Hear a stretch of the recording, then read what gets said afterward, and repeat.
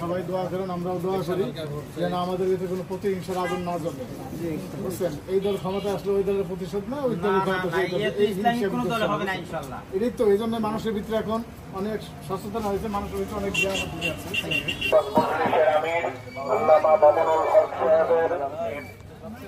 জাতীয় সংসদ সদস্য ফরিদপুর 4-এর গণমানুষের নেতা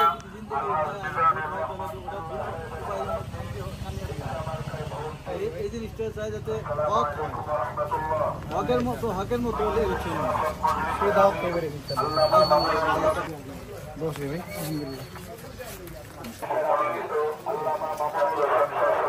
পদপ্রার্থী মাওলানা মিজানুর রহমান মোল্লা বাংলাদেশ খেলাফত মজলিসের আমির আল্লামা মামুনুল হক সাহেবের জাতীয় সংসদ সদস্য